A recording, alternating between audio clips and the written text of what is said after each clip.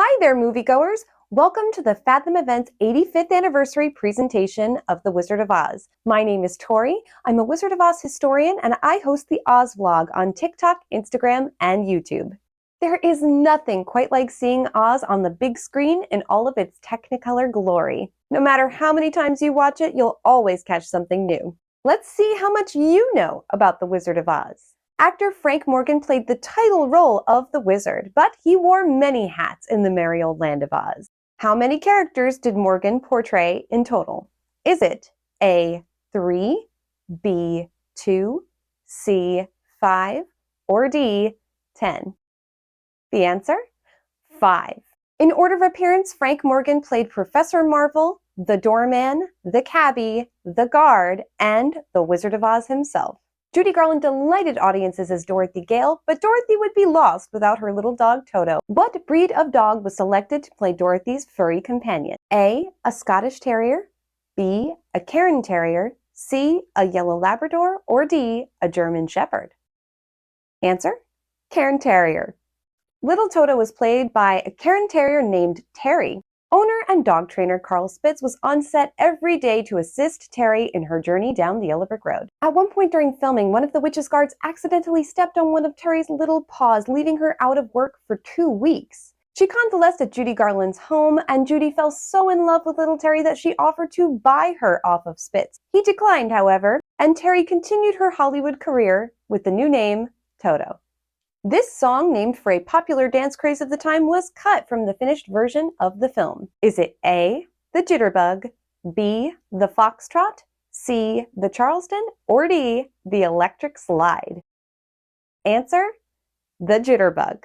The song and dance number cut from The Wizard of Oz after previews was the Jitterbug. The Ozian version was a little bug sent by the Wicked Witch of the West to bite our heroes and make them dance till they drop. This melodic attack would have rendered them too weak to fight off the flying monkeys. While some speculate that this number was cut by filmmakers due to their fear of dating the film, it was actually cut for time. Executives wanted the last act of the film to pick up steam and reach its climax quickly. Costing the studio a whopping $80,000 to produce, the Jitterbug was the most expensive bug never seen on film. Speaking of deleted songs, which of the following songs was cut during previews but put back into the film in time for its release? Was it A, If I Only Had a Brain, B, The Merry Old Land of Oz, C, Optimistic Voices, or D, Over the Rainbow?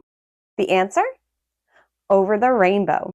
Unbelievably, Judy Garland's defining song, Over the Rainbow, was cut during previews. MGM executives were concerned that it would seem undignified for their star to be singing in a barnyard and thought it slowed the movie down too much. Unofficial producer Arthur Freed, however, told them, "If you lose the song, you lose me." Like every great musical, the heroine needed her I Want song, and Over the Rainbow was it. Good sense won out in the end, and Over the Rainbow became Judy's theme and one of the most popular songs of all time.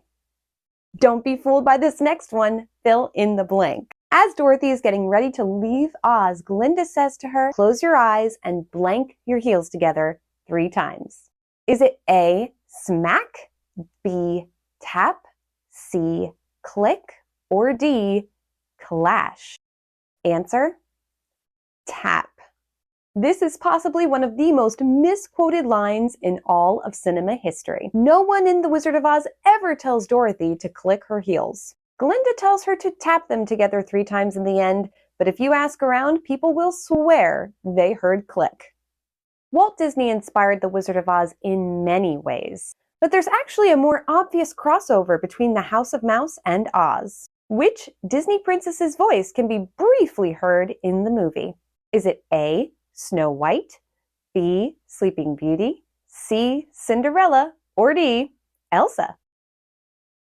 Answer: Snow White.